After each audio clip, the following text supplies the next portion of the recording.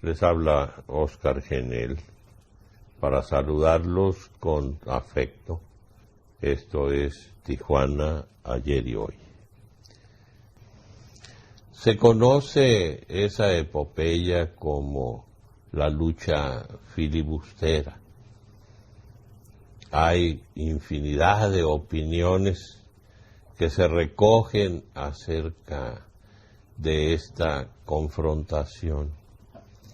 Se habla de mexicanos que cruzaron la frontera de nuestro país con Estados Unidos, que residieron en el sur de California muchos años, los hermanos Flores Magón, y que decidieron en un momento de su destino colectivo cruzar otra vez la frontera, ahora hacia el sur, para empezar a construir una república socialista, un país en el que ellos pensaron siempre, una nación que pudiera tener un gobierno y un pueblo como ellos imaginaron debiera ser una población dedicada a disfrutar de una propiedad común,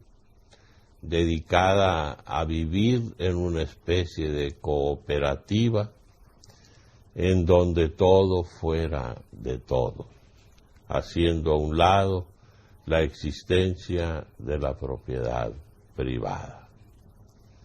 Cada 22 de junio, por ahí por el Boulevard Aguacaliente, en la parte donde el bulevar se estrangula, hay un monumento bello, arquitectónico. Nosotros tenemos mucho material acerca de este tema extraordinario.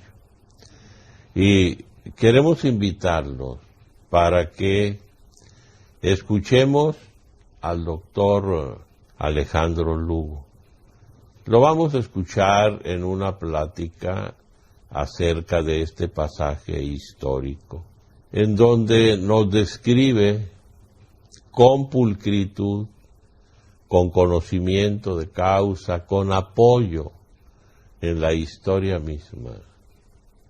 Hace 2 años, en la Casa de la Cultura, la entonces directora de las cosas culturales del ayuntamiento, la licenciada Elsa Arnaiz, invitó al doctor Alejandro Lugo y le organizó una audiencia extraordinaria.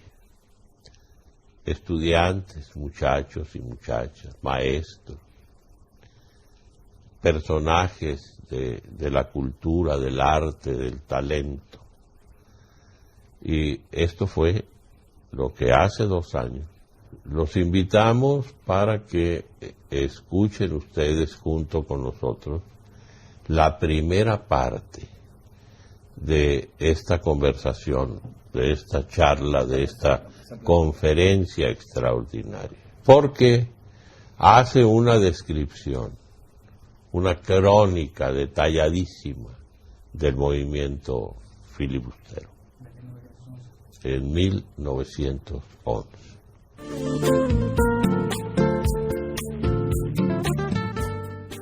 El Instituto Municipal de Arte y Cultura, el 18º Ayuntamiento de Tijuana y la Casa de la Cultura se complace en presentar a ustedes al conferencista, al doctor Alejandro Lugo Perales, que nos va a presentar un tema sumamente importante que es la historia de Tijuana, pero le hemos llamado Tijuana Heroica. Esta conferencia se presenta en el marco del 75º aniversario de la exescuela Álvaro Obregón, actualmente Casa de la Cultura. El doctor Lugo es un amante de la historia, es un investigador emérito y estamos seguros que nos va a disertar una charla sumamente interesante porque él ha realizado investigaciones muy profundas sobre el origen de nuestra querida ciudad de Tijuana. Con ustedes, el doctor Alejandro Lugo Perales. Después de tantas flores que me echó la profesora, ya no me puso a sudar de nervios. Pues muchas gracias y muy buenas tardes a todos. Espero que este trabajo que voy a presentarles sea de su completo agrado y, como mencionó la profesora, pues al término de esta plática estoy a sus órdenes para cualquier pregunta, duda o comentario que gusten hacer. Este trabajo es un trabajo que se ha venido realizando a través de los años. Este es el último capítulo de este trabajo, ya que hemos ido avanzando, hemos ido creciendo, hemos ido aumentando la cantidad de datos, algunas fotografías y sobre todo el conocimiento que hemos ido buscando y adquiriendo con el tiempo. Es increíble cómo se da uno cuenta de lo que sucede. Conforme más avanza uno y va buscando, va encontrando más cosas, ¿no? Por ahí alguien nos decía: yo no sé cómo le hacen, de dónde sacan ustedes esto, parecen gambusinos, se encuentran por abajo de las piedras. Y la verdad es que a veces sí, a veces nos topamos con las cosas una vez que ya las andamos buscando, sabemos dónde encontrarlas. Y para fortuna nosotros pues hemos encontrado un gran acervo histórico. Este trabajo lo titulamos Tijuana Heroica. ¿En base a qué? Tijuana Heroica.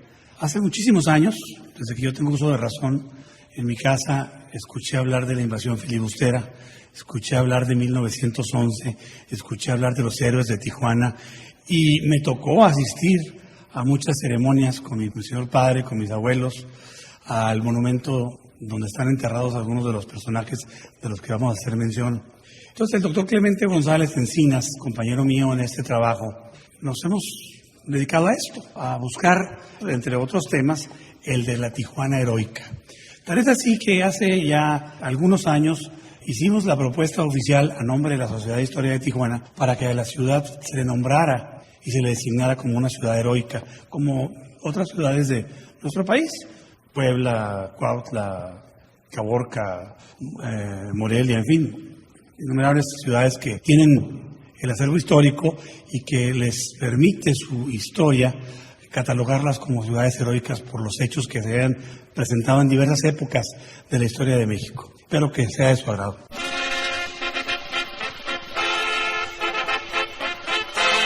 Bien, para dar inicio, desde la época misional, el gobierno de la Nueva España tenía que enviar navíos de guerra a las costas bajacalifornianas a ahuyentar barcos de las potencias europeas de aquella época, como Portugal, Francia, Italia, Inglaterra, para alejarlas de las costas y de las ya recientemente formadas colonias estadounidenses, las primeras 13 colonias, que ya andaban merodeando las costas bajacalifornianas buscando la forma de anexar más territorio a su nueva y creciente nación.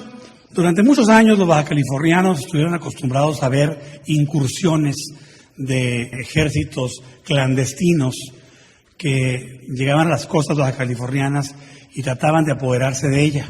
Todos sabemos y hemos escuchado, leído, y muchos son grandes conocedores sobre la guerra de 1846-47, que culminó con la pérdida de gran parte del territorio mexicano, casi más de la mitad del territorio que era de nuestro país, y que se dio fin a esta guerra con la firma del famoso Tratado de Guadalupe Hidalgo. Este tratado de paz, amistad, límites y arreglo definitivo entre México y los Estados Unidos fue firmado en Guadalupe Hidalgo, Distrito Federal, el día 2 de febrero de 1848. Pues esto supuestamente ya daba por terminados los conflictos bélicos entre los Estados Unidos y nuestro país. Sin embargo, los bajacalifornianos, como les vuelvo a repetir, tenían muy clara en la mente las ambiciones, sobre todo estadounidenses, por apoderarse de Baja California. En 1852, cuando el gobierno estadounidense envió al general Gadsden a la Ciudad de México para tratar de convencer al gobierno mexicano de la compra de partes de los estados de Tamaulipas, Nuevo León, Chihuahua, Sonora y toda la Baja California en 50 millones de pesos. En ese mismo momento, cuando estaban las negociaciones para la venta, que culminó nada más con la venta de la Mesilla, en Baja California se estaban suscitando estos hechos.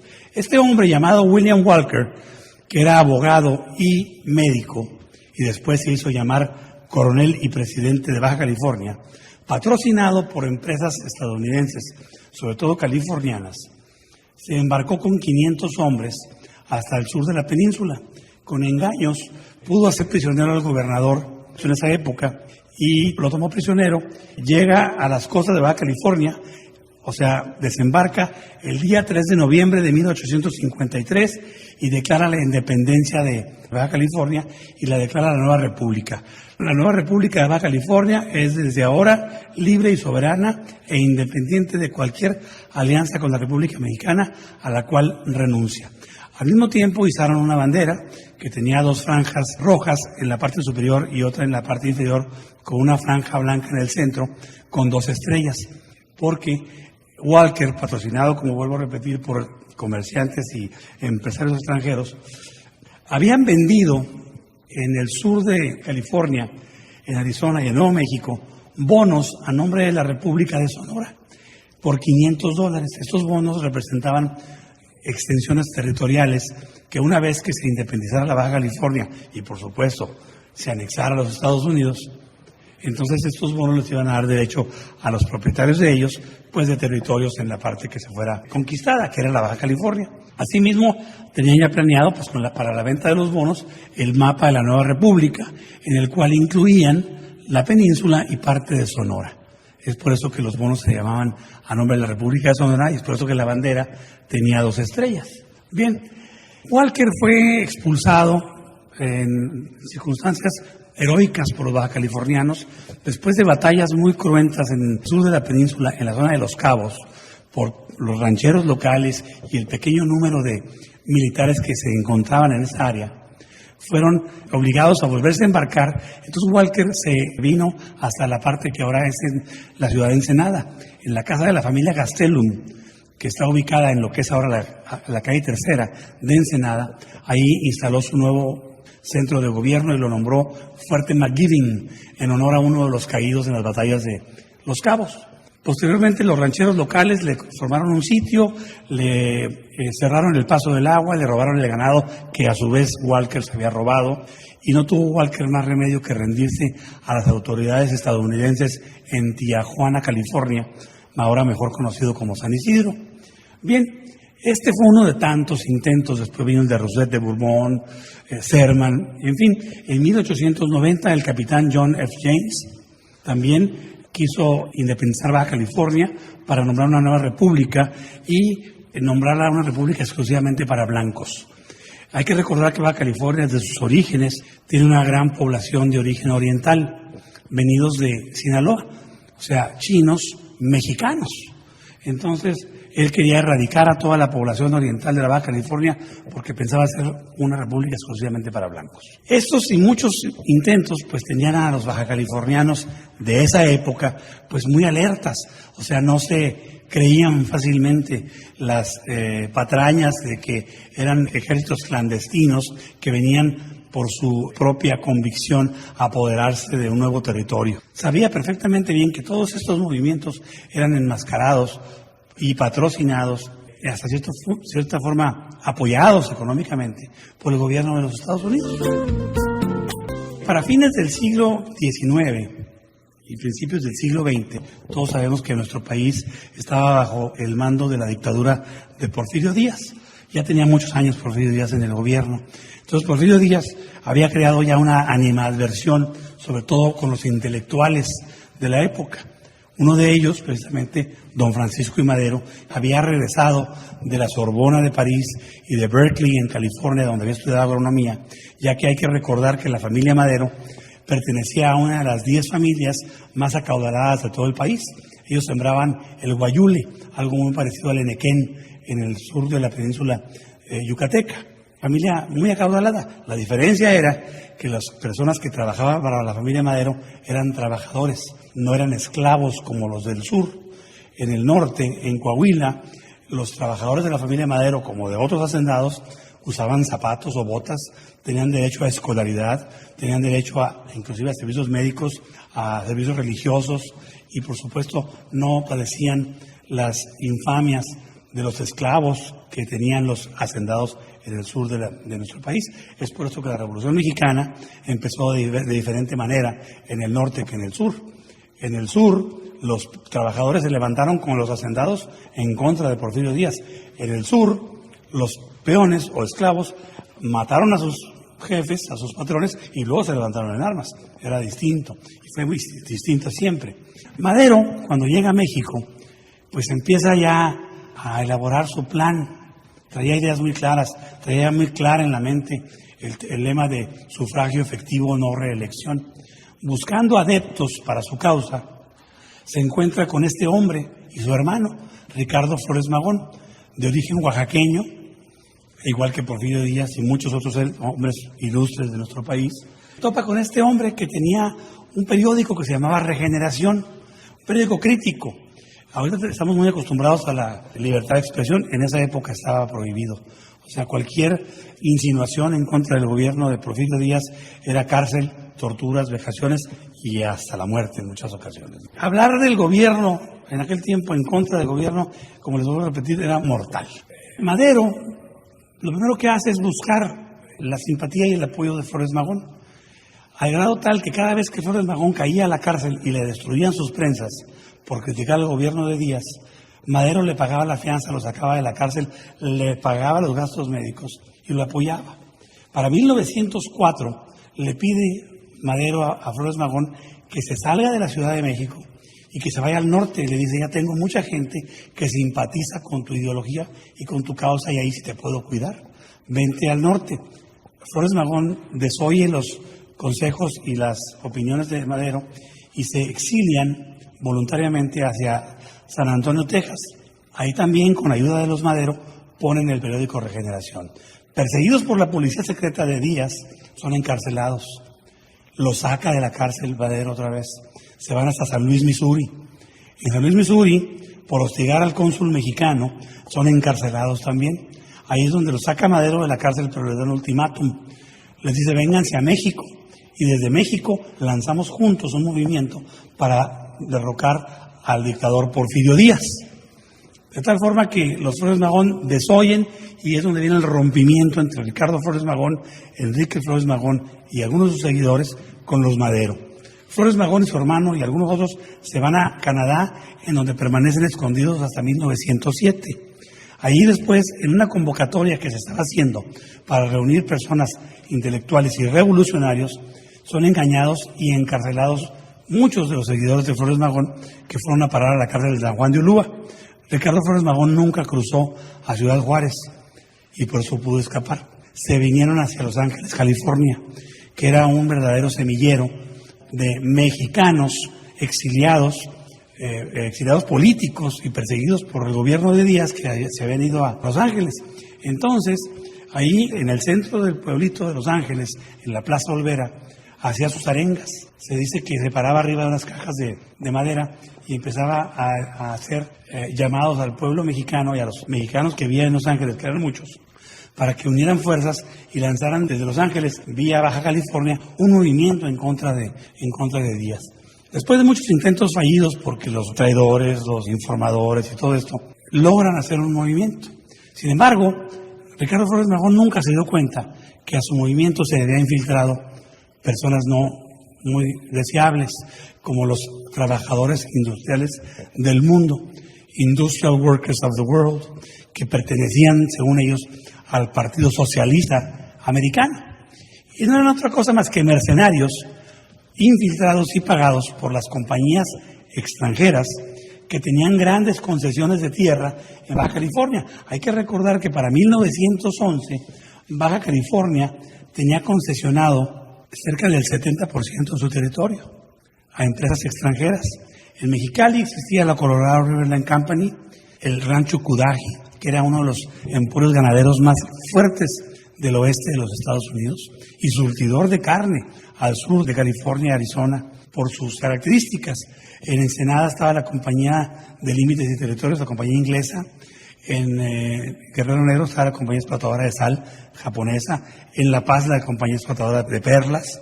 Y así, en todo lo ancho y largo de la Baja California había concesiones que había dado Porfirio Díaz a empresas estadounidenses con el fin de hacerse de dinero. Entonces, estas empresas que tenían concesiones tan importantes, viendo que estaba un tipo ahí, no tan loco, pero sí con una capacidad de atracción muy importante, vieron en peligro sus concesiones, decidieron infiltrarle. ¿Y qué hicieron? Infiltraron a estas personas que les menciono. Los infiltraron con el pretexto de que eran socialistas, anarquistas y liberales. Para esto, los hermanos Flores Magón se habían manifestado como miembros del Partido Liberal Mexicano, cosa que fue muy criticada en Europa y en España, sobre todo por los anarquistas españoles, que decían, bueno, si él se dice anarquista, ¿cómo pertenece a un partido? Sin anarquía quiere decir nada, ¿no? O sea, sin leyes, sin gobierno, sin partido. Y Ricardo Flores Magón pertenecía al Partido Liberal Mexicano, al cual había pertenecido y conocía desde la época en que conoció al ingeniero Camilo Arriaga en San Luis Potosí, del Club Liberal Mexicano. Ahí fue donde empezó eso. Como les menciono, después de muchos intentos fallidos, logran 14 hombres apoderarse del pequeño poblado de Mexicali. Se preguntaría, bueno, ¿cómo es posible que 14 hombres tomaran Mexicali? Según el censo de la Universidad Autónoma de Baja California, Mexicali contaba con 200 habitantes, no en un núcleo urbano, sino en un núcleo regado en todo lo que es el Valle de Mexicali. Por eso es que 14 hombres fácilmente, bien armados, se apoderaron de Mexicali.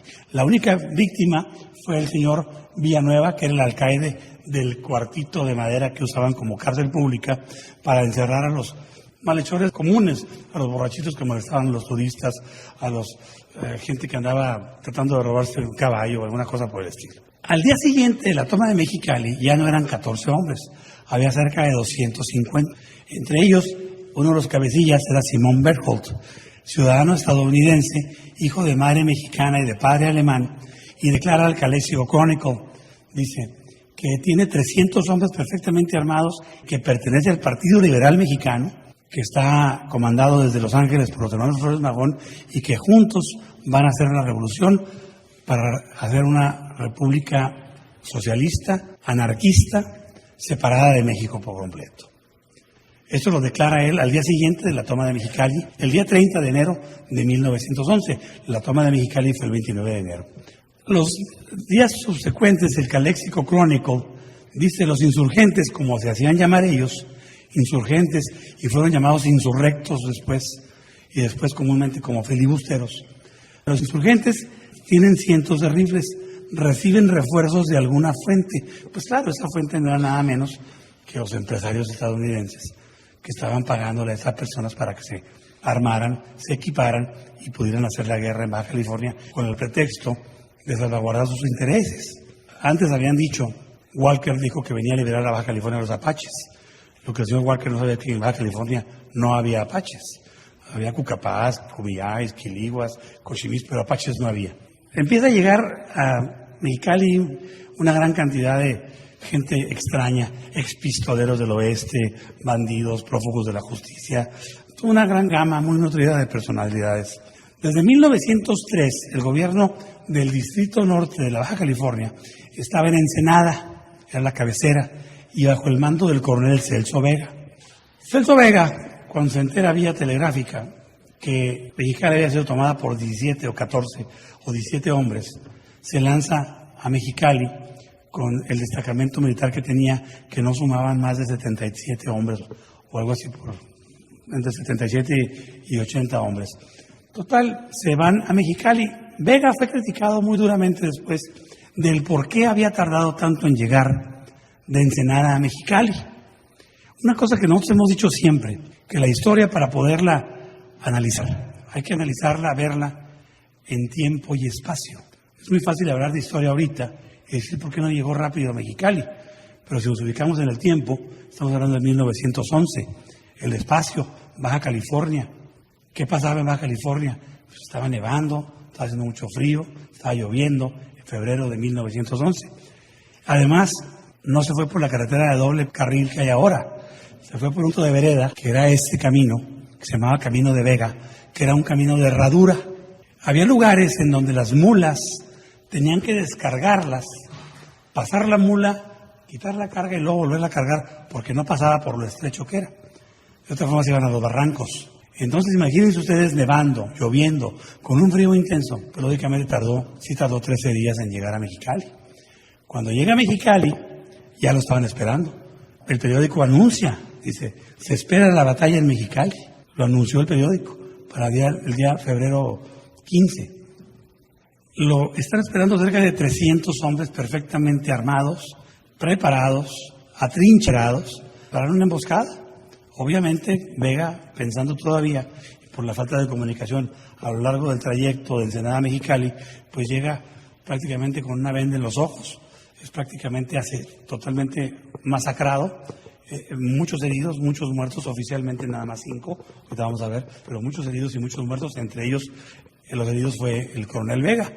Aquí el periódico Calexico Crónico dice, los insurgentes obtienen la victoria. Los insurgentes tienen 5 muertos, 3 heridos, los federales pierden a 3, 17 heridos.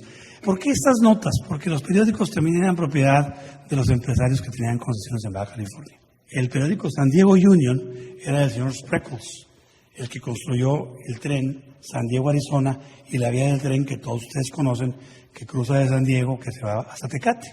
Pero Spreckles no era anexionista. Spreckles era inversionista. O sea, el San Diego Union, creo yo, que es uno de los pocos periódicos que no tenían tendencia. Sin embargo, Los Angeles Times, San Francisco Chronicle, Calexico Chronicle y todos los de Yuma, Examiner, todos ellos tenían la tendencia porque eran propiedad de estas personas, de H. Harriman, dueño del ferrocarril Southern Pacific, dueño también copropietario de la Colorado River Land Company, y así. Por eso tenían tendencias. Por eso decían, pues no, los insurgentes ganan tanto, no hay tanto escándalo. ¿Para qué? Para que en México no se hiciera más escándalo. Para esto en México ya estaba la revolución perfectamente echada a andar por Madero. Estamos hablando de febrero de 1911 y nosotros sabemos que la revolución se inicia el 19 de noviembre de 1910 con la muerte de los hermanos Cerdán. El 8 de marzo desembarca en Ensenada el barco El Guerrero con un batallón completito de soldados. Hay algunos historiadores, no sé de dónde sacan, que decían que llegó un barco lleno de japoneses. Entonces yo no sé dónde lo sacaron, después ya averigüé de dónde lo habían sacado, es que eran oaxaquitas. Entonces el señor no supo, no el historiador, el cónsul americano en Ensenada no supo distinguir el señor. Entonces dijo que habían desembarcado cerca de 500 japoneses en la costa baja californiana. Y hay historiadores que se han ido con la idea y lo han puesto muy claramente cuando escriben del magonismo en Baja California. Sin embargo, pues bueno, como les dije al principio, hemos ido avanzando un poquito y nos hemos dado cuenta que muchas de las cosas que dicen no eran tan ciertas. Cuando la gente de Ensenada ve que desembarca todo un batallón, dicen, bueno, es que ya el gobierno de Díaz mandó a desalojar a los invasores que tenemos en Mexicali y ya en Tecate, porque ya estaban en Tecate, y ya venían rumbo a Tijuana. Entonces, pero no, se dan cuenta que estas personas venían con órdenes completamente distintas, inclusive con órdenes de no entablar combate con ninguno de los invasores o los que estaban apoderados de la Baja California. Venían a resguardar única y exclusivamente las obras de irrigación que tenía la Colorado River Land Company en el río Colorado, o sea, las compuertas que tenía ahí. Estas obras de irrigación tan importantes. Hay que recordar que el Valle Imperial en esta época era uno de los emporios agrícolas más grandes del oeste de los Estados Unidos. Si cualquiera de los dos grupos dinamitaba estas obras, se iba a producir una inundación de proporciones completamente inimaginables, que entonces sí iban a dar pie a que el gobierno estadounidense tuviera un pretexto muy grande para invadir Baja California con el pretexto de cuidar sus intereses. Entonces Díaz, inteligentemente, manda a este batallón a cuidar estas obras, nada más. Sin embargo, el coronel Vega, herido en Ensenada, convence al coronel Mayol, que venía al mando de este contingente, que lance un escuadrón a Tecate para desalojar a los que estaban en Tecate. Pues llegan a Tecate y ahí se hace una batalla. Para esto los tecatenses se defendieron. En una ocasión el presidente de la Sociedad de Historia de Tecate, en Mexicali, en un simposio de historia, me dice es que si le escarban a un ladito de la vía del tren, en Tecate van a encontrar muchos cadáveres. Y son de esa época, de la gente que mataron los tecatenses de esa época. Los tecatenses y el contingente de soldados que fue a desalojarlos. Para esto los insurgentes, como se hacían llamar ellos, ya andaban por toda la zona alrededor de Mexicali, Algodones, El Álamo, todo esto. En un tren capturado, según ellos, que no era capturado porque se los prestaban, por la línea Intercalifornias, que corría de Mexicali a Algodones, sin bajarse del tren tirotean la aduana, matan a toda la gente que estaba ahí y le prenden fuego. Y aquí tenemos una nota, ¿verdad? Dice, ningún muerto en Tecate. Los rumores de la batalla infundados. No es cierto. Hubo batalla y fuerte, tan fuerte que los corrieron de Tecate. Uno de los cabecillas que había tomado Mexicali, junto con Simón Berthold y Stanley Williams, se llamaba José María Leiva, un exiliado mexicano que creía fervientemente en los conceptos floresmagonistas. Pero ya después de cierto tiempo se da cuenta que los mandos se iban pasando entre puro extranjero y que se hablaba mucho de anexionismo. Después de la derrota de estos hombres en Tecate, se cruza la frontera José María Leiva y se va a Caléxico y declara en Caléxico: si yo supiera que el coronel Vega no me fusilaba, me iba a Ensenada a unirme a sus tropas, porque lo que están haciendo es engañando a Flores Magón, y no es cierto que se va a hacer una revolución para desalojar a Díaz. Se quiere anexar la Baja California. Lo declaró al periódico. Stanley Williams, el otro cabecilla, dice, aquí sí, llevan la batalla. Para esto ya, después de la derrota en Tecate de los filibusteros, esperan al contingente del coronel Mayol, y ya todo el 8º Batallón de Infantería se dirige a las obras de la Colorado River Land Company. Entonces, Stanley Williams venía en camino a Tijuana y se encuentra con todo el 8º Batallón. Aquí sí, Stanley lleva la batalla 70 contra 400. Ahí sí, ¿verdad? O sea, exageran. Stanley puede estar atrapado o muerto. Pues sí, estaba atrapado y estaba muerto. Lo habían matado. Aquí sí fue una feroz batalla. La tendencia, vuelvo a repetir de los periódicos. Aquí sí fue una feroz batalla. Los 70 hombres tienen una feroz batalla contra los 400 o 500 soldados federales. No es cierto. Los hicieron trizas. Mataron a Stanley Williams y le mataron a mucha gente. 11 federales muertos, 5 heridos. Los rebeldes pierden a 20, 9 muertos y 11 heridos, total 36. General Stanley se está muriendo. Ya estaba muerto. Para esto, Berthold, hijo de la mujer mexicana, padre alemán, ciudadano americano, miembro del Partido Liberal Mexicano, había sido emboscado por un grupo de indígenas cucapás, comandados por don Alberto Rodríguez, al que apodaban el Cachora, que se decía era un gran jinete, un gran tirador, y también tenía una guerrilla de 20 indígenas, y a cuantos filibusteros se encontraban por su camino, los emboscaban, y como conocían el terreno perfectamente bien, pues les hacían siempre bajas importantes. Muerto Stanley Williams, habiendo desertado Leiva, y muerto Berthold, el mando lo toma Jack Mosby, otro estadounidense.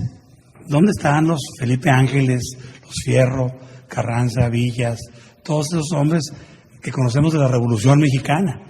¿Qué podían esperar los bajacalifornianos de esa época, que ya sabían, tenían antecedentes de todo lo anterior, de todo lo que había pasado, de los intentos por invadir Baja California, y se dan cuenta que el nuevo jefe de los insurgentes revolucionarios se llamaba Jack Mosby, desertor del ejército estadounidense? Jack Mosby se convirtió en el carnicero más grande de este episodio de la historia de Baja California. Están los reportes, infinidad de reportes de las crueldades que cometía en su paso hacia Tijuana, violando niñas, mujeres, matando hombres, quemándolos vivos. A los hermanos Masón los quemó vivos por negarse a unirse a sus tropas. Los insurrectos, o sea, los filibusteros, acusados de tratamiento bárbaro a los indefensos prisioneros. 2 hombres quemados según los reportes. Es que todo esto era cierto, o sea, todo esto está documentado, las notas son muy claras y lo narran perfectamente bien. Algunos libros, algunos historiadores, como el doctor Marco Antonio Samaniego, lo ha investigado muy bien esto y lo narra perfectamente bien.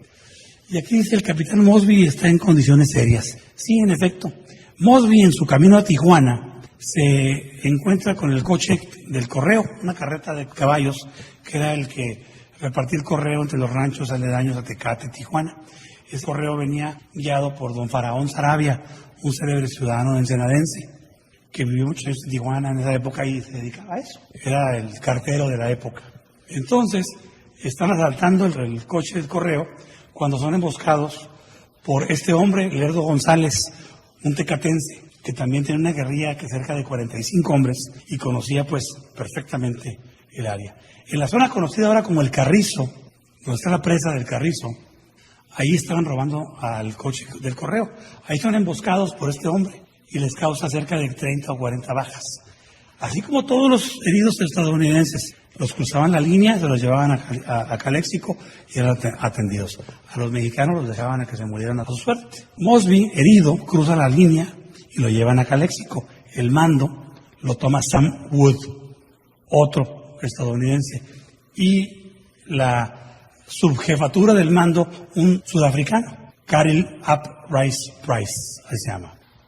Bien, aquí el periódico ya para mayo 6 dice: los rebeldes se movilizan en Tecate, se preparan para atacar Tijuana pronto. Aquí es un error, Hemos visto muchas fotografías que dicen Tijuana, México. Eso no es cierto, están mal redactadas. Tijuana, Baja California, nunca se ha llamado Tijuana. El rancho de la familia Argüello se llamaba el rancho de la tía Juana. Cuando la Alta California se divide de la Baja California, el rancho Argüello queda dividido en dos partes. La parte del norte, que queda en California, se llamó Tijuana, California, que después se llamó y se llama San Isidro, en honor a San Isidro Labrador, porque los que primero fincaron esa zona, ya una vez siendo estadounidense, eran muchos labradores, gente de campo. William Smythe, todos ustedes que han ido a San Isidro, por la calle donde está el trolley, la calle se llama Smythe, es en honor precisamente a este hombre que fue uno de los pioneros que anduvo ahí mucho después de que la guerra se hubiera apoderado de la parte de México. Don José María Larroque había sido subprefecto del Distrito Norte de la Baja California en los hechos de 1852, cuando Walker proclamó la independencia de Baja California. Era juarista. Él había sido de los juaristas bajacalifornianos más apegados a Juárez. Obviamente, pasó el tiempo, entra Díaz, pues obviamente pues no es que fueran deístas, sino que eran funcionarios de gobierno. Yo creo que en Baja California difícilmente podían haber sido deístas o alguna cosa, porque estaban alejados, separados totalmente del resto del país, no había vías de comunicación. La única forma de llegar aquí a esta área era por barco. El que se atrevía a cruzar el desierto de Sonora, pues muy pocas veces lo lograban. Tenían que venirse por Estados Unidos o vía marítima. Larroque había sido testigo de todas estas incursiones clandestinas de parte de extranjeros que durante años habían querido probarse a California. Sabía perfectamente que este era uno más de esos movimientos. Larroque, desde la toma de Mexicali, se prepara. ¿Y qué hace Larroque? Manda a poner barricadas en zonas estratégicas aquí en Tijuana, donde él pensaba que era por donde más fácilmente podían atacar. Él no sabía si iban a venir por el lado americano o por el lado del este, o sea, por Tecate. Sin embargo, preparó la defensa de Tijuana en una forma para poderse atrincherar. Y los telegramas que envía a México, dice: sé que son más numerosos que nosotros, no les va a ser tan fácil tomar la plaza. Sabía perfectamente bien que no iban a poder triunfar en contra de tantas personas, pero no les iba a ser fácil tomarla. Desde ahí empieza el heroísmo de la Tijuana heroica, de la Tijuana de esa época. A las mujeres, a los niños y a los ancianos los hacían cruzar la línea todas las noches antes de oscurecer a Tijuana, California, porque pensaban que el ataque, y los rumores eran cada vez más fuertes, que ya venía el ataque. Él mandaba espías al US Grand Hotel en San Diego, en donde se reunían muchas gentes de estas invasoras, y de lo único que hablaban era de anexión y de cómo iban a atacar Tijuana. Y los rumores eran cada vez más grandes. Entonces Larroque todas las noches mandaban a las mujeres, a los niños y a los ancianos a Estados Unidos. Y aquí tenemos a Tijuana, en 1911. Aquí está la línea divisoria que cruzan todos los días de San Isidro. Esto después fue el Puente México. Y aquí al fondo el caserío de lo que era la zona urbana de Tijuana. Según el censo de la Universidad Autónoma de Baja California, Tijuana contaba con 400 a 500 habitantes. Ya un poquito más en un núcleo urbano. ¿Por qué? Porque Tijuana ya contaba con una garita, ya contaba con una rancia industria turística, ya había tours desde Canadá a México, Canadá a México en 60 horas, garita Porfirio Díaz. Entonces ya había un turismo, ya había una plaza de toros, ya había tiendas de curiosidades, ya había, en fin, una serie de atractivos turísticos para los extranjeros. No había prostíbulos. Ahorita vamos a mencionar eso.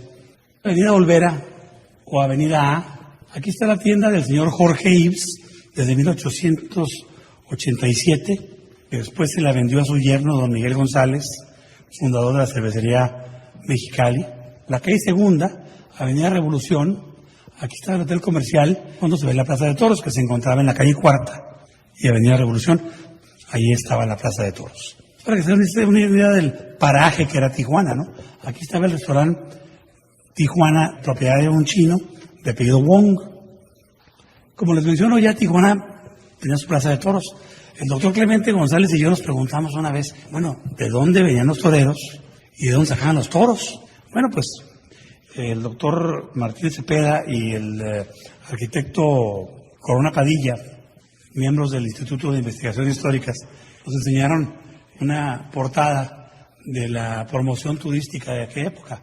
Gran corrida de toros, se le darán 6 toros de la ganadería de San Lorenzo, creo que estaba en Ensenada. Pues eran toros, no eran de lidia. Y los toreros, hasta con su apodo de torero y toda la cosa. Pero venían toreros. ¿Cómo llegaban? No sé. O no los sacaban, tampoco sé todavía eso. No he llegado a eso todavía, pero sin embargo existían toros. Desde finales de marzo, principios de abril, el gobierno de los Estados Unidos mandó desplazar a 22,000 infantes de marina a todo lo largo y ancho de la frontera con México, desde el río Bravo hasta la costa del Pacífico, con el fin, entre paréntesis, de vigilar que no se rompieran las leyes de neutralidad que tenían firmados los dos gobiernos. Hay que recordar que el Tratado de Guadalupe Hidalgo, en uno de sus capítulos, dice que el gobierno mexicano o el gobierno americano tenían el derecho de cruzar la frontera en persecución de bandoleros, forajidos o cualquier individuo que causara daño o malestar a nacionales de un lado o de otro. ¿Qué quería decir esto? Pues muy claro, ¿no? Que si algunos forajidos mexicanos o americanos cometían un atraco en Estados Unidos y cruzaban la frontera hacia México, el gobierno americano tenía derecho a cruzar hacia México, a perseguirlos, y viceversa. Claro que los mexicanos nunca lo hacían, los americanos sí, muchas veces. Pero ahora con el conflicto armado, con la Revolución Mexicana en todo su apogeo, mandan instalar soldados a toda la franja fronteriza. Y claro, Tijuana, California, o sea, San Isidro, no fue la excepción. También aquí hubo un destacamento al mando del capitán Wilcox. Ya para el día 8 de mayo, dice, los rebeldes marchan sobre Tijuana, se espera la batalla el día de hoy. Los insurrectos abandonan Tecate en 3 destacamentos. En efecto, ya no eran 300, eran cerca de 400 y tantos hombres, según los reportes de los periódicos, y de diversos periódicos, no de una sola fuente. Entonces, el señor Larroque le dice al teniente Miguel Guerrero. El teniente Miguel Guerrero era el jefe del destacamento militar que se encontraba aquí en Tijuana al mando de 22 soldados.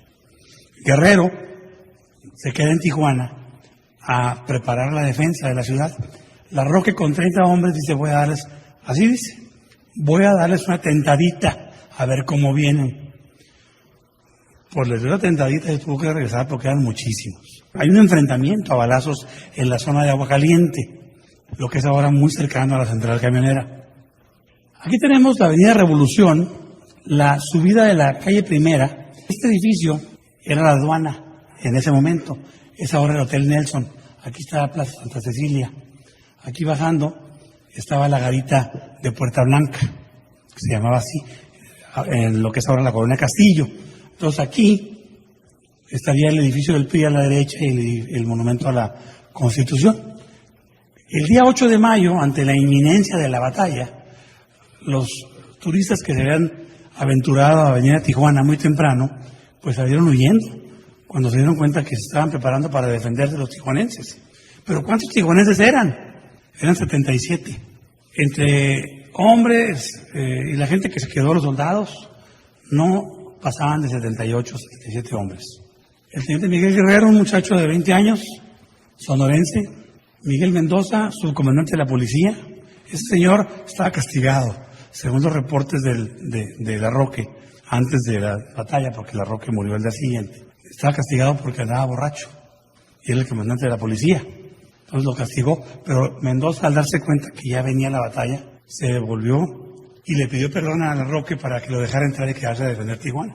Don Clemente Angulo, un señor ya de edad muy avanzada, que había sido también cartero, al igual que don Faraón Sarabia, narran algunos libros y algunos reportes que llega a la trinchera en la aduana vieja, donde se habían atrincherado Larroque y algunos hombres como don Pastor Ramos. Le dicen: don Clemente, usted váyase para el otro lado, ya está muy grande. Y los cayó. Y les digo: cállense, denme un rifle, que para defender a México todavía soy muy joven. Y está escrito, o sea, no lo inventé yo, está escrito. Eso es lo que le da el sustento heroico a nuestra ciudad.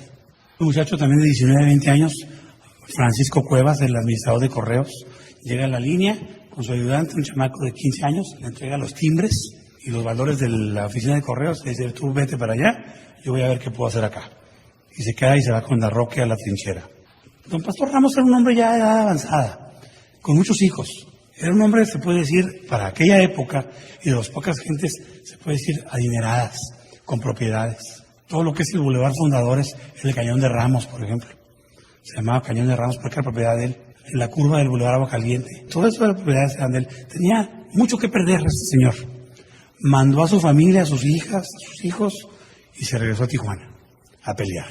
Y como les digo, entre soldados, voluntarios y la poca gente que llegó a Tijuana, entre ellos Lerdo González, el guerrillero del Carrizo, sumaban 77 hombres. Para esto, Larroque narra que antes de mayo, uno de los soldados que estaban en el contingente que estaba en Tijuana, California, se cruzan accidentalmente la línea. El vigía que tenía Larroque inmediatamente da el aviso. Y dicen las notas periodísticas, es increíble, dice, en menos de 3 minutos estaban atrincherados 70 y tantos hombres ya. Dice, militarmente es irrisorio pensar que estos 77 hombres iban a vencer al ejército estadounidense. Es irrisorio pensar que ellos pensaran eso también. Sin embargo, se pusieron en su trinchera a ver qué pasaba, porque pensaban que la invasión venía por el lado americano. Y como ya no sabían si eran soldados o filibusteros o qué, pues estaban allí. Entonces lo narran los periódicos, se lo dicen. Es verdaderamente admirable esta gente, ¿no? Larroque se fue a pelearse acá a Aguacaliente con el grupo que venía para ver cómo venían, y Guerrero empezó a buscar la forma de la defensa de Tijuana. Lerdo González, el guerrillero tecatense, se atrincheró en la Plaza de Toros. Mendoza en la iglesia, Larroque, Pastor Ramos, Clemente Angulo, Cuevas, Padilla, Navarro, se atrincheraron en la aduana vieja, el teniente Guerrero en la aduana nueva, donde está Plaza Santa Cecilia. Ahí hicieron la defensa de Tijuana. Entonces llegan cerca de 400 hombres, pero Guerrero había forrado los tiros de las carretas que había para que aparecieran como cañones, y se fueron con la finta, como dicen. Desde lejos vieron y pensaban que eran cañones. Eran unas carretas forradas y funcionó, pero nunca falta un traidor. No falta un tipo que fue y les dijo: no son cañones, son unas carretas forradas. Por eso el primer día el ataque no fue frontal. El 8 de mayo, a las 10 de la mañana, inicia la batalla, y ya después de muchas horas y casi al oscurecer, se retiraron los filibusteros sin poder tomar Tijuana. 300 o 400 filibusteros no pudieron contra los 70 y tantos hombres, y los mexicanos les hicieron muchas bajas, según las notas periodísticas de los periódicos, sobre todo el San Diego Union. Dice, los rebeldes se les dice que reciben ametralladoras. Traían el armamento más sofisticado de la época. Rifles Springfield, pistolas Colt. Desde la toma de Mexicali, el gobierno de los Estados Unidos había prohibido a los comerciantes de armas del sur de California que les vendieran armamento a los ciudadanos fronterizos. Las mujeres y las niñas pasaban escondidas y desarmadas las escopetas, los rifles, las pistolas abajo de las enaguas. ¿Por qué? Porque la aduana americana revisaba todo aquel hombre que cruzara la línea hacia México para ver que no cruzara armamento, salvo que no fuera el suyo, de portación propia, pero no podía traer cajas de rifles o de pistolas o cajas de municiones. ¿Por qué razón prohibió eso Estados Unidos? La cosa es que las mujeres pasaban las armas a escondidas abajo de las enaguas. El Sol de San Diego dice, los rebeldes, eso ya fue en la tarde del día 8 de mayo, después de la batalla, los rebeldes avanzan sobre Tijuana. Los federales se baten en un skirmish en los Springs. ¿Qué eran los Springs? Eran las aguas termales de Aguacaliente, así le llamaban los americanos. Hot Springs, caliente Hot Springs, ¿no? Que es lo mismo. Y aquí algo ya muy interesante, la batalla en Ciudad Juárez. Ahorita vamos a platicar de eso. El periódico Evening Tribune dice, el asalto a Tijuana empieza por la banda rebelde. Los insurrectos y los federales ya pelean en Ciudad Juárez. Hay una anécdota histórica, una coincidencia histórica muy importante. Los rebeldes en Tijuana eran los filibusteros, los invasores. En Juárez era al revés. Los insurrectos eran los maderistas que estaban tomando Ciudad Juárez. Con esta batalla de Ciudad Juárez fue cuando se dio fin a la primera etapa de la Revolución Mexicana. Aquí dice que hay fuego en el centro de la ciudad porque, como no pudieron desalojar a Lerdo González, le prendieron fuego a la Plaza de Toros. No pudieron sacarlo de la Plaza de Toros a Lerdo González. 46 muertos reportados en Tijuana. 5 muertos, 2 heridos en El Paso. La batalla de Juárez empieza. Hablan muy claramente de la batalla, describen todo. Y aquí dice una advertencia a los mirones. El periódico ya el día 9 de mayo, por la mañana, ya con muy pocas municiones, la superioridad numérica, y ya sabiendo que no eran cañones, atacaron a Tijuana los filibusteros. La noche anterior, el teniente Guerrero, viendo en lo que es el Cañón de Ramos, ahora el Boulevard Fundadores en su entrada, viendo el resplandor de algunas fogatas, se da cuenta que eran las fogatas de los filibusteros que estaban tranquilamente cenando. Entonces le pide permiso a Larroque para, con un grupo de 36 voluntarios, rodearlos por lo que es ahora la Colonia Morelos y atacarlos por el sur para que pensaran que eran refuerzos que venían de Ensenada. Todo eso pensaron. Pues los atacan, les causan cerca de 40 bajas. Entre ellos, entre los muertos, Sam Wood, el jefe. El periódico, el día 9 de mayo, como les digo, pues la batalla fue muy corta. Para las 10 de la mañana Tijuana ya había caído en manos de los filibusteros por la falta de armamento y la superioridad numérica. Los últimos en caer fueron Larroque, Pastor Ramos, Cuevas y Angulo. Guerrero, por salvar a un americano que se dice que andaba en estado de ebriedad, fue herido de bala en una pierna y a fuerza algunos voluntarios lo subieron a una carreta y lo llevaron a la línea. Fue recibido por las tropas americanas y a regañadientes fue trasladado al hospital militar de Rosecrans en Point Loma, al igual que muchos de los heridos extranjeros. Aquí dice, entre los muertos, el subgobernador, como le llamaban ellos, que era el subprefecto de la ciudad, Larroque entre los muertos. Y dice, Ensenada sigue, dice Price. ¿Por qué? Porque al morir Sam Wood, el mando lo toma Price. ¿Y por qué la advertencia a los mirones? Las empresas de taxis o coches o carretas de San Diego cobraron $1 para traer a la gente desde San Diego a la línea a ver la batalla. Hasta algodones les vendían y nieve, y la señora se refugiaba con sus mejores galas a ver la batalla, a la usanza de la guerra civil de los Estados Unidos, que ponían sus sillas y todo para la batalla de Gettysburg, por ejemplo. Hay unos datos históricos muy interesantes de esto, porque la gente viendo la batalla, y fue la causa de muchas cosas.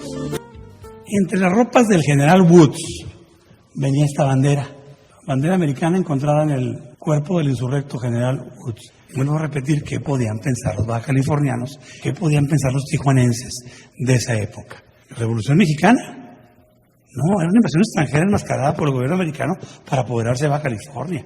Los tijuanenses, como los tecatenses, se defendieron en contra de una invasión extranjera. Gente extraña que venía a cambiarle su modo de vida, ¿no?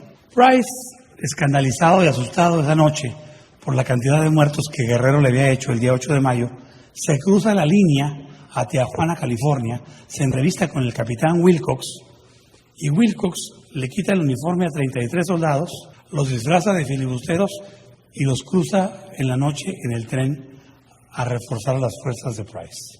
Por eso fue que el día 9 de mayo tan fácilmente tomaron Tijuana, porque aparte pues nunca perdieron superioridad numérica por ningún motivo, ¿no? La nota del día 9 de mayo dice, todo indica que la batalla se renovará esta mañana. Esta es la batalla del día 9 de mayo. El periódico ya para la tarde del día 9 de mayo dice, Tijuana cae, la pérdida de vida es grande. La caída de Juárez es inminente. Madero, Felipe Ángeles, Pancho Villa. Es del Evening Tribune de San Diego. El Sol de San Diego dice, Tijuana capturada por la banda rebelde. Los rebeldes en Juárez, y se puede ver otra batalla esta noche. El pueblo mexicano, heroicamente defendido. Se dice que llegarán refuerzos pronto. En Juárez los federales pelean desesperadamente. Estaban ya al borde de la derrota, ¿no? Fue cuando Madero triunfó, ¿verdad? Y que se negó a fusilar al general Navarro y que Pancho Villa se le quiso alebrestar. Tijuana capturada, 25 muertos, 29 heridos. Ciudad Juárez dominada por las llamas, la batalla dura toda la noche. Como una vez me dijo el profesor Pompa, en paz descanse, solamente un ciego no se puede dar cuenta de la heroicidad de los tijuanenses. Nunca faltan pues las notas amarillistas de todos, de siempre, ¿no? La foto con la línea fronteriza, la libertad, la paz de este lado, y acá la guerra, el caos, la revolución, como siempre, ¿no? Dice, hacia la tierra de los libres. Los rebeldes en Tijuana se preparan para marchar, tomarán Ensenada fácilmente. Eso decían ellos. El Sol de San Diego dice Tijuana capturada otra vez. Hago hincapié en esto, ¿no? El pueblo mexicano heroicamente defendido. El reportero del Sol de San Diego dice, lo primero que me encontré fue antiguos mercenarios que pelearon en Filipinas cuando Estados Unidos anduvo allá. El reportero del Sol, lo primero que se encuentra después de la captura, antiguos amigos de las Filipinas.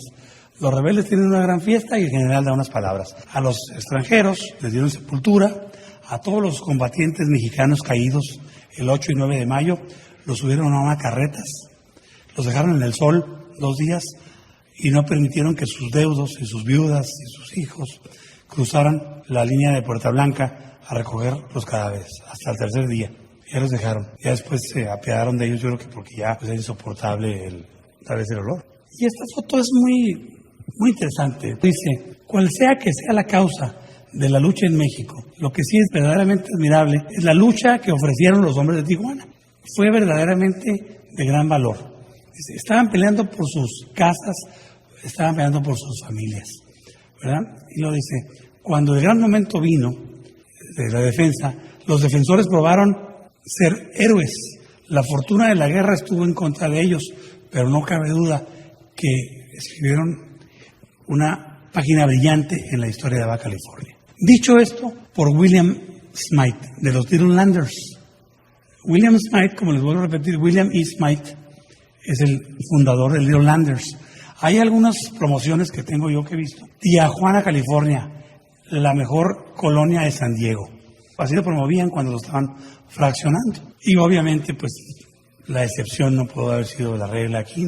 No sé si ustedes recientemente escucharon la caída de este señor Saddam Hussein, el saqueo tan grave que hubo en el palacio y en las casas en Irak.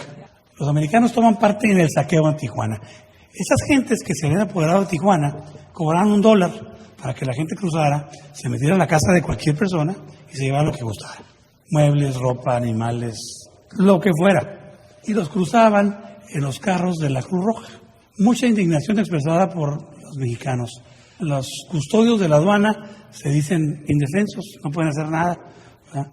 Dice, un auto de la Cruz Roja es la cubierta para cruzar las cosas. La gente de Tijuana indignada, viendo desde Tijuana, California, San Isidro, cómo sus casas y sus bienes todos eran saqueados por estos revolucionarios, ¿no? Como se hacen llamar ellos. Y bueno, la tienda Bazar Mexicano, esta tienda estaba enseguida de la tienda de don Jorge Ives, muy pegada a la calle Segunda. Enseguida la oficina de correos y la agencia banal del señor Pastor Ramos. Han escuchado el lema Tierra y Libertad.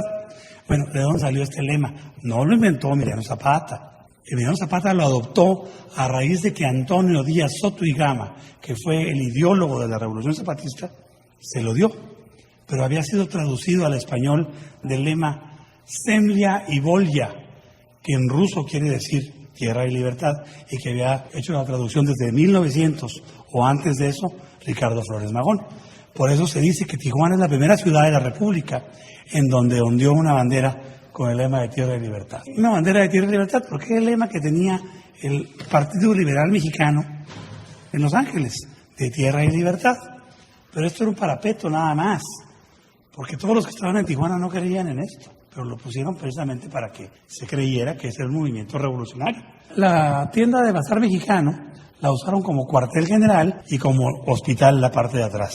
Price, para el día 14 de mayo, vende las primeras concesiones para casinos, con el pretexto de hacerse de fondos para recabar fondos para mandarlos a la Junta militar a la Junta del Partido Liberal en Los Ángeles.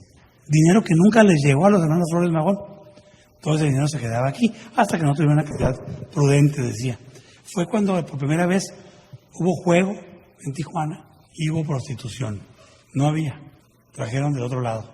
Fue cuando por primera vez había muchachas en los establecimientos. Digo, a lo mejor había, pero no había legalizada. O sea, no había al aire libre, ¿no? Fue cuando llegan a Tijuana todo tipo de maleantes. Pistoleros, taúres, bandidos, prófugos de la justicia estadounidense, estudiantes que se decían anarquistas. En fin, como les vuelvo a repetir, una gama de personalidades tremenda, ¿no? Y aquí tenemos a 8-9, los únicos mexicanos en el ejército insurrecto en Tijuana. Vuelvo a repetir, ¿qué pensarían los tijuanenses de esa época ante un grupo de extranjeros y todos en guaraches, porque los demás traían botas? Fue cuando la gente de Tijuana y la gente de California pues digo, tuvo razón La Roque, esta es una invasión extranjera. Este señor era un reportero del San Diego Union, disfrazado de la Cruz Roja, porque a los del San Diego Union le restringían la entrada porque no eran de tendencia. Una vez tomado Tijuana, la Junta Liberal del Partido Liberal Mexicano, como se llamaba, manda al doctor Horacio López, mexicano, radicado en Los Ángeles, doctor, a que se hiciera cargo de la cuestión médica de los heridos en Tijuana. Un ferviente seguidor de Flores Magón. Cuando llega Horacio López a Tijuana, se da cuenta que todo lo que le habían platicado en Los Ángeles no existía, no era cierto. Todos los mandos eran estadounidenses, extranjeros, y de lo único que se hablaba era de anexión. Y de anexión, y de anexión, y de anexión. Así como llega, se devuelve, pero no a Los Ángeles. Se cruza a San Diego, California, en donde en compañía de otros forman la Junta Organizadora de Defensores de la Integridad Nacional. Y así como Flores Magón en la Plaza Olvera, la señora Blasa Manrique, Rubén Eudave, Horacio López, Juan Nieto, Carlos Mendoza, entre otros, hacían la arenga a los mexicanos que estaban en el sur de California y en San Diego para que juntaran dinero y se pudieran armar un ejército para venir a Tijuana a sacar a esta bola de bandidos, como lo decían ellos, ¿no? Se facilitan pasajes, en fin. Bien, esta Junta de Defensores de la Integridad Nacional tuvo una gran importancia. Son unos verdaderos héroes. Panfletos originales estos. Invitación patriótica a los mexicanos en el Germania Hall, invadido por horda de filibusteros extranjeros, encareciéndole su puntual existencia. Otra igual, con diferentes fechas. Eso es para animar a la población, ¿verdad? Habrá cantos patrióticos. Imagínense la desesperación de esta gente, ¿no? Imagínense ustedes, todas estas personas viendo a Tijuana invadida y sin poder hacer nada, ¿no? El día 22 de mayo de 1911 se firma en Ciudad Juárez el Tratado de Ciudad Juárez, en el cual se compromete Porfirio Díaz a renunciar a la presidencia de la República antes del día último de mayo. Este tratado se firma a las 10 de la mañana en Ciudad Juárez. Ese mismo día se nombra como presidente interino a don Francisco León de la Barra, pero obviamente el que mandaba era don Francisco I. Madero. Porfirio Díaz renuncia el 25 de mayo, no el día último, el 25 de mayo renuncia.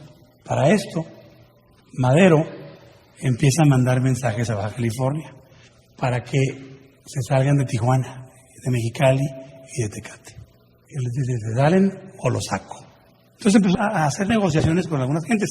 Lo primero que hace es sacar a los presos de San Juan de Ulúa, en donde estaba don Jesús Flores Magón, hermano de Ricardo Flores Magón, un adepto tremendo de Madero. Estaba Antonio Villarreal y estaba Juan Sarabia, gente flores-magonista, que fueron capturados en 1907, cuando aquella junta famosa que se iba a hacer y que Flores Magón nunca cruzó. Entonces, después de muchas negociaciones que no se pudieron llevar a cabo, Madero nombra una comisión para que venga a Baja California a negociar con esta gente y se salgan de Tijuana y de Mexicali.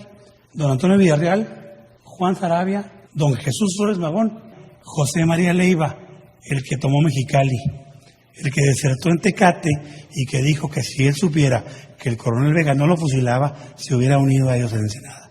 Leiva lo que hizo fue que se fue en el tren a Ciudad Juárez y se unió al maderismo. Una vez el triunfo en Ciudad Juárez, Madero, sabiendo lo conocedor de lo que estaba pasando en Baja California, pues lógicamente lo envía. Con la ayuda de Maitorena en Sonora, logra entablar contacto con los que estaban apoderados de Mexicali. Price para entonces cruzaba la línea, como dicen comúnmente y vulgarmente, como Pedro por su casa. Y cruzaba la línea todos los días para entrevistarse con Dick Ferris. La historia, los libros antiguos de historia de Tijuana, los comentarios de algunas personas de Tijuana, como mi padre, por ejemplo, entre ellos, se expresaban de Dick Ferris como el payaso de Dick Ferris. Dick Ferris tuvo la coincidencia de trabajar de payasito cuando era niño, pero no era ningún payaso en 1911. Dick Ferris acababa de perder las elecciones para vicegobernador de California por el Partido Republicano. Era un protegido de William Randolph Hearst, el dueño del San Francisco Chronicle, que le había ofrecido $50 millones a Porfirio Díaz por la Baja California. Obviamente Díaz no había hecho caso de estas cosas. Price cruzaba todos los días la línea y se entrevistaba con este hombre y le envía un telegrama a Madero ofreciéndole la compra por las buenas de Baja California. Digo, si no me la vendes, de todas maneras me voy a quedar con ella. Voy a atacar y voy a nombrar mi nuevo gobierno en Ensenada. Tengo más de 500 hombres perfectamente armados y tengo muchos hombres más y dinero para equipar a más hombres y apoderarme de Baja California. Así que mejor véndemela. Madero lo que hace es decirles, mejor salgan porque los voy a sacar. Otra de las cosas que hizo Madero, le dice a Mayol, al del 8º batallón que desembarcó con japoneses supuestamente en Ensenada, le dice que se traslade de Mexicali a Ensenada a reforzar al coronel Vega para lanzar el ataque final a Tijuana y sacar esta bola de bandidos. Mayol se va a Ensenada. El periódico dice, por fuentes ajenas, se cree que los federales están atrapados en las montañas. Mentira, nunca estuvieron atrapados. Mayol, en el trayecto de Mexicali a Ensenada, se encontraba con reductos de filibusteros en Ojos Negros, en diferentes partes, y acababa con ellos, no dejaba prisioneros. Mayol rumbo a Ensenada a unirse a las tropas del coronel Vega. Los rebeldes, el día 2 de junio, planean la nueva república, declaran la independencia de Baja California otra vez, por 5ª o 6ª vez yo creo, y nombran a Ferris presidente. Ferris declina honorablemente, se dice que no, que mejor hagan elecciones y que voten por una persona, que él no puede ser presidente de Baja California, pero que les va a regalar las banderas. Eso sí les dice. Las banderas ondearán en Tijuana el próximo lunes. Y narra que la bandera es una bandera con franjas rojas y blancas, horizontales, curiosamente, con una estrella blanca en el centro. Esa era la bandera de la nueva República de Baja California. Esta nota se dice que viene Bill Hoyne. ¿Quién era Bill Hoyne? Philip Bill Hoyne. Era un sudafricano, compañero de guerra de Price, compañero de guerra en la guerra de los agricultores o de los boeros en Sudáfrica, general militar de carrera, que había sido asesor militar de la Legión extranjera que peleó al lado de Madero. Por eso se ha criticado mucho. Los tijuanenses eran porfiristas que se defendieron en contra de Flores Magón, porque entonces a Madero no se les dice también filibusteros y traía con él una legión extranjera, por la simple y sencilla razón que la legión extranjera que traía Madero eran voluntarios al mando de Giuseppe Garibaldi, que únicamente le daba órdenes a los extranjeros, no mandaba sobre ningún mexicano. Una vez quiso ponerle, como dicen al brinco, a Pancho Villa, y Pancho Villa lo agarró a cachazos a Giuseppe Garibaldi, que fue un verdadero colaborador de Madero. Esa es la diferencia entre una y otra cosa, porque aquí los que mandaban eran extranjeros. Allá era Giuseppe Garibaldi que daba órdenes a los extranjeros, voluntarios por ser liberales. Entonces Bill Hoyne era un asesor pagado por Madero para las cuestiones tácticas y de guerra. Bueno, pues un grupo de indígenas cucapás al mando de un señor de nombre Emilio Guerrero, que al principio había simpatizado fervientemente con la causa floresmagonista, cuando se da cuenta que estas gentes no eran lo que decían ser, sino que era una partida de extranjeros que querían anexar la Baja California, pues se rebela en contra de ellos. Y llega a Tijuana y se encuentra con que ya Tijuana pertenece a la nueva república y ve las banderas. Se le levanta en armas aquí y por poco linchan a Ferris y a James, otro que se había quedado en lugar de Price, porque Price huyó con cerca de $14,000 que había juntado de los casinos y nunca vio el dinero Flores Magón. Flores Magón estaba en la miseria en Los Ángeles. Y entonces Guerrero por poco los lincha y le quema sus banderas. Una lástima que las haya quemado, la verdad.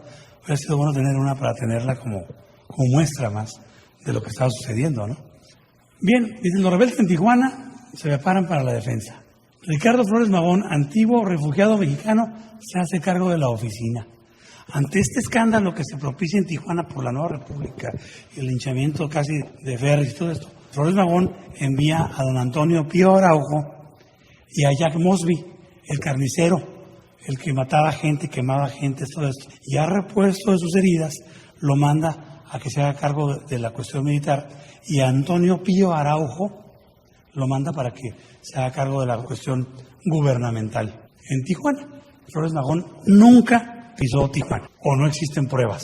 Y hemos buscado pruebas. Una vez el profesor Pompa me regaló una foto y me dijo muy claramente: mira, Alejandro, esta foto supuestamente es de Ricardo Flores Magón con John Kenneth Turner, con Ethel Duffy Turner y Pío Araujo en el carro cuando vinieron a hacer la entrega de las oficinas a Araujo. Pero no me creas, no se ve la foto, no se ve que sea Flores Magón, no hay pruebas. Yo tengo esta foto hace muchos años y siempre me han dicho que es Flores Magón. Pero sin embargo, él mismo me dijo: te la doy, úsala de referencia, pero no digas que vino. Pues no existen pruebas. Y últimamente ratificado por el doctor Samaniego, ¿verdad? Y dice: una junta de oficiales gobernará en Tijuana. Hagan de cuenta, dirá, otra vez lo mismo, ¿no? O sea, no ha cambiado nada. La misma rutina, la misma política, la misma cosa. Aquí tenemos a Mosby y a Leftin, un irlandés. Eran los que estaban al mando en Tijuana, de los 300 o 400 hombres que ya le quedaban a Mosby, porque seguían llegando gentes, ¿no? Soldados de fortuna. Mosby sí trata de poner orden en Tijuana. Cierra los casinos, corre a las muchachas, pone el toque de queda y dice: acabó el desorden. Trata de ponerle fin al desorden, dice. Y entonces hacen elecciones para ver quién era el jefe militar y eligen a Mosby para suceder a Price en el mando de las tropas, ¿no? Ferris repudiado por los rebeldes. La nota que les decía, o sea, llegaron los indígenas Cucapás, por poco lo linchan. Se rumora, ¿verdad? O se reporta el avance sobre Tijuana. ¿Cuál avance? O sea, el avance de las tropas que estaban en Ensenada. No, nada más eran el 8º batallón, la poquita tropa que le quedó al coronel Vega. Eran 250 tijuanenses, tecatenses, mexicalenses y rancheros aledaños, y mexicanos refugiados en California, que se unieron al doctor Horacio López en el grupo de defensores del Internacional. Se embarcaron en Los Ángeles hacia Ensenada para unirse a la tropa que iba a venir a Tijuana a sacar esta bola de bandidos. Así le decían, papá, por eso les digo igual, bola de bandidos, decía. Una carta de Rodolfo L. Gallegos, uno de los primeros seguidores de Flores Magón, en su tiempo cuando Flores Magón empezó la lucha para derrocar a Porfirio Díaz. Y aquí narra: no podemos permitir que los extranjeros, ayudados por unos cuantos traidores, nos quiten un pedazo de nuestra tierra. Es una carta muy larga, es un original, fechado el día 11 de junio del 11. Entonces, muy claramente ya la reacción de esta gente que había estado al principio muy a favor de este movimiento, se dan cuenta que no era cierto. Empiezan a ver las cosas con más claridad y a darse cuenta que don José María Larroque tenía razón. Es un movimiento enmascarado. Madero nombra la comisión que les mencioné. Manda a Antonio Villarreal, gran amigo de los Flores Magón, y a don Jesús Flores Magón a negociar a Los Ángeles, a negociar la desocupación de la Baja California. Llegan a Los Ángeles el día 13 de junio de 1911 y se entrevistan con Enrique y Ricardo.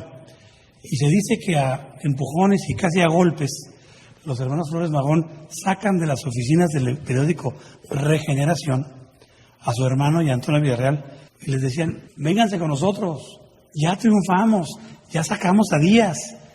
Madero está en la mejor disposición de ponerlos a ustedes en una situación buena. Dice: estaban en la miseria, estaban muertos de hambre, no tenían ni para comer los Flores Magón. Pues aún así se resistieron, muy fieles a su ideal, y sacaron a su hermano y a Villarreal de las oficinas. Al día siguiente, pues a Jesús Flores Magón no le quedó otra más que denunciar a sus hermanos ante las autoridades americanas por violar las leyes de neutralidad. firmadas por los dos países. El día 14 de junio son encarcelados Ricardo, Anselmo Figueroa, Librado Rivera y Enrique Flores Magón. Agentes federales que fueron por ellos y los encarcelaron, duraron en la cárcel 14 meses. Flores Magón nunca vio el triunfo de la Revolución Mexicana, siempre estuvo en la cárcel. Murió en 1920 en Leavenworth, Kansas, ciego, sordo, con una serie de problemas físicos. Ya para esta época, Ricardo Flores Magón era un diabético consumado. Por eso es que mencionaba yo al principio, la historia es importante verla en tiempo y espacio. Ahorita en el año 2005, un diabético avanzado con un tratamiento inadecuado tiene problemas de oxigenación cerebral, le falta la irrigación al cerebro. Ustedes imagínense, en 1911, un hombre dirigiendo un ejército de larga distancia, diabético, muriéndose de hambre, sin insulina, con todos los achaques que se pueden imaginar. Es lo que decimos, qué lucidez podía tener Ricardo Flores Magón en esta época. Ya era un hombre enfermo, que si bien tenía muy claros sus ideales, pues nunca los vio. El 16 de junio salen de Ensenada el 8º batallón, lo que quedaba del 5º batallón del coronel Vega, cerca de 45 voluntarios de Lerdo González a caballo y 250 mexicanos que llegaron en un barco de San Diego de la Liga de Defensores de la Integridad Nacional. Mosby nunca supo ni se imaginó lo que le venía encima. La caballería de Lerdo González encabezando el contingente. Lerdo González era el encargado de la avanzada y de ejecutar a simple vista a cualquier scout o explorador que mandara Mosby de Tijuana a Ensenada para ver qué es lo que venía. Por eso nunca supo lo que le llegaba, porque todo explorador o scout que mandaba Mosby, Lerdo González y su gente se lo ejecutaban antes de que diera aviso a Tijuana. Mosby nunca supo lo que le llegaba. Vega en camino a Tijuana, 2 muertos en el camino, 2 muertos pero de ellos, ¿no? De los otros. El encuentro es inminente entre las tropas mexicanas y los rebeldes. Y pues narran todas estas notas muy bien narradas, perfectamente bien elaboradas. Es de donde sale la historia, porque es la historia que se contó diariamente, ¿no? José María Leiva, el desertor de Tecate, se va a Mexicali y se entrevista con el jefe de la policía, el señor McDonald, y con Quijada, su subalterno, y negocian la retirada de Mexicali por $10 para cada hombre. O sea, los magonistas, según esto, renuncian por $10. Como dice Samaniego, es que no eran magonistas. Si hubieran sido magonistas no hubieran renunciado nunca. Eran filibusteros, eran soldados de fortuna. Leiva hace la paz con los rebeldes y les va a pagar $10 a cada uno. Pues ahí está en el periódico. La fuerza rebelde en Mexicali se rinde por $600. Los magonistas se rinden por $10 a cada uno. Y esta nota es muy interesante. Dice que después de que entregan sus armas y todo, a los combatientes extranjeros los bañaron, los fumigaron, los cruzaron a Caléxico, les dieron una comida en un restaurante chino y les ordenaron que se dispersaran y que se fueran a Arizona o a Nuevo México, con la amenaza de que si los volvían a ver por California o el sur de California, los iban a encarcelar ahora sí por un tiempo indeterminado. A los mexicanos no sabemos si les dieron $10, si los bañaron o si los fumigaron o qué. No creo que ni eso les dieron. Los dispersaron y se acabó el asunto. Como dice Samaniego, ¿cuál magonismo? Estos no eran magonistas. Un magonista no se había rendido por $10. En Tijuana la cosa era distinta. Leiva no llega a Tijuana. Como había desertado, lo hubieran matado, lo fusilaban, aunque fuera en una comisión de la Fuerza Maderista.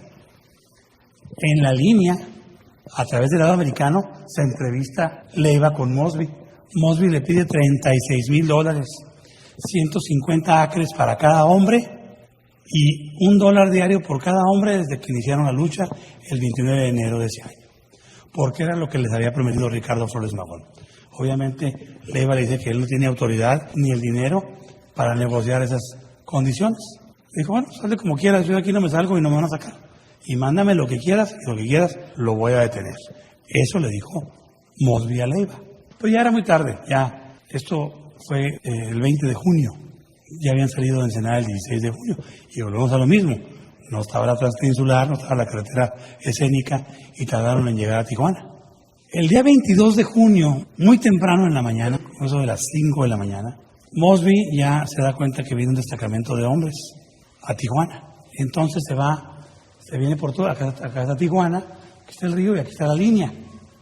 Se viene a la vía del tren, se entrevista con McCormick. McCormick era el conductor. Es impresionante leer la bitácora de McCormick. Nosotros la tenemos, día tras día, todo. Dice, los filibusteros o los rebeldes capturaron el tren San Diego, Arizona. Mentira, capturaron. Se los prestaban. Cada semana, la vía del tren, que ustedes conocen, la que pasa aquí por el río, llegaba únicamente hasta el Cerro Colorado. Tenían 500 hombres trabajando en la vía del tren. Cada semana llenaban el tren con provisiones para 1,000 hombres. Y cada semana, curiosamente, se desaparecía la mitad de la provisión. Y la otra se iba para allá, para el campamento que tenían en el Cerro Colorado. Entonces, cuando llegan a la línea, le dice Mosby a McCormick, préstame tu tren. Dice, te lo voy a prestar, pero sin tripulación, porque ya sé que va a haber una batalla. Y yo no quiero que mi gente se exponga. No te preocupes, yo tengo gente que sabe manejar trenes. Se da cuenta McCormick que no sabía manejar el tren y no tiene más remedio que prestarle todavía tripulación. Entonces se suben al tren, dice, los insurrectos, ¿verdad?, usando un tren a punto de atacar a los federales, 22 de junio del 11. Esta es la antigua estación del tren que está en la Colonia Libertad. Todavía queda algo de ella, ¿verdad? Aquí está el tren y la línea, ¿no? Los filibusteros subiéndose a las plataformas y a los vagones. Hay una persona aquí en Tijuana, un arquitecto, que un día me corrigió, y me corrigió en una forma adecuada. Yo en una de mis pláticas hace muchos años comentaba que el tren tenía una plataforma o dos, y me corrigió, me dijo, no, tenía 4 plataformas. Una sin redilas y la otra con redilas. Eran de madera tal, construidas en tal parte, por fulano de tal. Bueno, se sabe hasta la marca de los clavos con la que hacían los... Es una persona experta en trenes. Sabía perfectamente bien esto, ¿no? Y yo en aquel tiempo mostraba una fotografía que no era de un tren San Diego, Arizona. Me dice, no, ese tren era de Ferrocarriles Nacionales y llegaba hasta Sonora. Me corrigió todo de una forma adecuada y aprendí. Eso es lo bueno, porque aprendí. Entonces ya me di cuenta, después me puse a investigar un poquito más y ya con la bitácora de McCormick en la mano, mucho tiempo después, investigamos todo esto. Entonces se suben al tren y se van a Estación García, cerca de lo que son Los Pinos, ahora, por la Mesa. Cuando llegan a Estación García, Mosby pensaba que se iba a encontrar con 200 hombres o 70, 80 hombres. Y se da cuenta que vienen casi 800 hombres, perfectamente bien armados, y lo rodean. Lo que le pasó al coronel Vega en Mexicali, le pasó a Mosby en Tijuana. En lo que es la colonia Buenavista, lo rodea el coronel Juan N. Vázquez, Lerdo González, por un lado Mayol, y los hacen correr, aparte de hacerles muchas bajas. Oficialmente nada más fueron 33, pero le hicieron muchas bajas. Entonces el tren, que estaba todavía encendido, empieza a recibir a toda esta gente pues desesperada para arrancarse hacia la línea internacional. Insurrectos en el tren capturado, que no es cierto, al San Diego, Arizona, empezando hacia su muerte en la batalla de Tijuana, junio 22 del 11. ¿Y por qué dice iniciando hacia su muerte? Porque donde estaba la vía del tren, arribita de la vía del tren, por la altura del Hospital General, estaba este señor, el teniente Andrés Zarzosa Verástegui, con 3 ametralladoras, esperando que pasara el tren. Pasó el tren y lo único que hizo fue dispararles. Entonces llegó el tren, pero cargado de cadáveres. Y oficialmente nomás fueron 33. Vega sí narra perfectamente bien en todas sus memorias que enterraron a sus muertos y a muchos los dejaron a que los quemaron los opilotes. Así lo dice. Mosby no le queda más remedio que irse a la línea a rendirse. A rendirse ante los americanos, no ante los mexicanos, porque sabe que si se queda lo fusilan. Para empezar, ¿dónde iban a guardar a 400 prisioneros? Los iban a matar a todos. Porque aparte de los que venían por parte de los defensores de la integridad nacional, eran muchos deudos de los muertos en Tijuana. Tenían mucho coraje, sed de venganza, según lo narran ellos mismos, y querían acabar con quien se les pusiera enfrente. Mosby, en la línea divisoria, dialogando con Wilcox, aquí vemos a McCormick, el conductor que les digo. Esta foto original, en la foto original da algunas sombras. Este arquitecto me dijo la hora exacta que era, por los puntos astronómicos y todo. Me dice, según la espada mide tanto, según el reglamento. La sombra está así, son las 10:45 con 15 de cuántos segundos de la mañana del 22 de junio, cuando Mosby se estaba rindiendo Así tan exacto es ahora las cosas, ¿no? Yo nunca me había imaginado. Aquí tenemos a Mosby en la línea. Ustedes ven este monumento, muchos de ustedes los han visto. Son las mojoneras. Son los monumentos que se erigieron a raíz del Tratado de Límites entre México y Estados Unidos y que se reconstruyeron en 1882 a 1896, creo. Este es el monumento 285. Este monumento, si ustedes cruzan la línea a pie aquí por San Isidro, inmediatamente donde termina el edificio que era anteriormente la agencia Banal Gutiérrez, que ahora es una botica, una farmacia, hay una reja. A 50 metros está este monumento, para que se den una idea de dónde estamos hablando, ¿verdad? En ubicación. Y aquí está este monumento. Y aquí está la famosa plataforma sin redirla, ¿no? Aquí ya se cruzan a Tijuana, California, y se rinden. Aquí vemos a Mosby, Wilcox y Bliss. Bliss era el comandante en jefe de los 22,000 infantes de marina que estaban desde el río Bravo hasta la costa del Pacífico. Para las 5 de la tarde, la gente de Tijuana ya había vuelto a ver sus casas, a encontrar todo quemado, la plaza de toros incendiada, la iglesia incendiada, las casas saqueadas, los animales muertos, los que quedaron, sus pertenencias totalmente desaparecidas, habían dejado a la gente de Tijuana en la más completa de las miserias. Ese día, a las 5 de la tarde, regresa la gente, recibe a todas estas gentes con mucho júbilo, pero pues a reconstruir de cero. Los mirones en la línea. Esta fue la causa, ellos fueron la causa por la que el coronel Vega no persiguió a los filibusteros hasta la línea y acabó con todos ellos. Esta fue la razón, porque tuvo miedo de que las balas de los soldados o de los defensores fueran a herir a alguna de estas personas o un soldado y desatar un conflicto internacional. Y ya el periódico pues dice, se desbanda el ejército de Mosby, termina la revolución. El doctor González y yo le decimos la revolución en inglés, en Baja California, pues nunca fue revolución. El general llora cuando entrega su mando. Las ametralladoras pues dominan a las tropas y el generalísimo le da fin a la revolución. El generalísimo era Mosby, ¿no? Vega saca a los rebeldes de Tijuana, la batalla fue corta, Mosby cruza la línea, junio 23. Y aquí tenemos este monumento que todos ustedes lo deben de conocer. Este monumento está enfrente del toreo. Todavía hay gente que nació aquí en Tijuana y cree que es el monumento a las madres. Pues no, este monumento es un panteón municipal. Es el monumento que me refería yo al inicio de la plática, que de niño me tocó ir con la profesora Rendón, mi papá, mis abuelos, mi mamá, mucha gente de Tijuana, mucha gente del club del Centro Mutualista de Zaragoza, del Club de León de Tijuana, gente nativa de Tijuana, a celebrar el 22 de junio. Están depositados los restos de Pastor Ramos, de Clemente Angulo, de Juan N. Vázquez, del Teniente Guerrero, que fueron exhumados en los Altos de Jalisco como coronel. Murió siendo carrancista, él, y murió al caer de una torre de una iglesia. Fueron exhumados los restos y traídos a Tijuana un 22 de junio, creo que de 1956. Mi padre fue que encabezó la comisión nombrada por don Braulio Maldonado para pedirle a don Agustín Yáñez, gobernador del estado de Jalisco en esa época, que les dieran las facilidades ante las autoridades de salubridad para exhumar los restos del teniente Guerrero y poderlos traer a Tijuana y depositarlos aquí en este monumento. Asimismo, el señor Ojeda, que era presidente municipal de Ensenada, le donó al doctor Aubanel Vallejo, siendo presidente municipal de Tijuana en esa época, la espada, el sable del teniente Guerrero. Curiosamente, este sable desapareció de Palacio Municipal hace muchos años y hace 4 meses me lo fueron a vender. Obviamente no lo compré. Le supliqué a la persona que me lo fue a vender que mejor lo donara a la Sociedad de Historia. ¿Para qué lo quiere? El valor que tiene es que dice que es el sable perteneciente al teniente Miguel Guerrero durante las batallas del 8 y 9 de mayo de 1911. Ese es el valor histórico, que es un pedazo de fierro, ¿no? Pero es un valor histórico. No pude convencerlo. Sé quién es y todo, y estoy tratando de poderlo convencer. Dije, de nada, es que tenerlo guardado en una caja en su casa, cuando puede estar en exhibición en un lugar como la Sociedad de Historia, donde se le va a valorar como lo que es. Y bien, los detractores de que Tijuana se le nombre heroica salen que porque estos hombres eran porfiristas, por el amor a Dios, y cuando sacaron a los filibusteros ya no estaba Porfirio Díaz, estaba Madero y todos los intentos anteriores.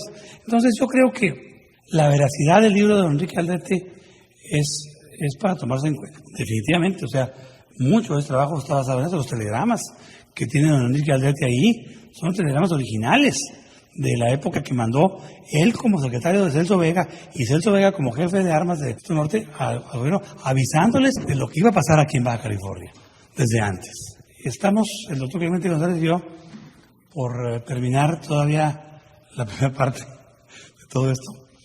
Lo hicimos brevemente en un cotejo muy explícito, pero corto, para que, pues, para las personas que eran, ¿no?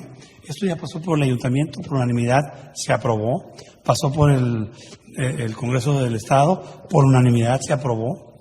Estábamos esperando que el 22 de junio del año pasado se declarara oficialmente Tijuana ciudad heroica, y para nuestra desgracia, a una cuadra asignan al periodista Ortiz Franco. Espero les haya gustado, espero no haberlos aburrido. Muchísimas gracias y estoy a sus órdenes. Muchas gracias.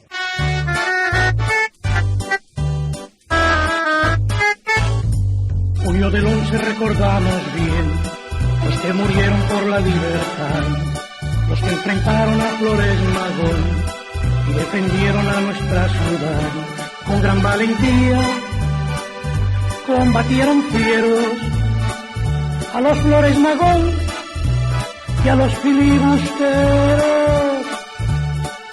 Junio del 11 recordamos bien los que murieron por la libertad, los que enfrentaron a Flores Magón y defendieron a nuestra ciudad. Con gran valentía combatieron fieros a los Flores Magón y a los filibusteros. Y así continuó la historia de nuestro país. Y así escuchamos con emoción, con gratitud, con ganas de seguir aprendiendo acerca del tema, la conferencia que hace 2 años en la Casa de la Cultura nos hizo favor de ofrecernos el doctor Alejandro Lugo. Es una conferencia que motiva, que alienta, que enseña, que muestra una realidad de la historia de Tijuana. Así llegamos al final de Tijuana ayer y hoy. Un programa histórico, bonito, lleno de hazañas. Al agradecerle su atención. Tijuana, frontera alfombrada con 1000 ilusiones que unen su alma y afecto 2 grandes naciones.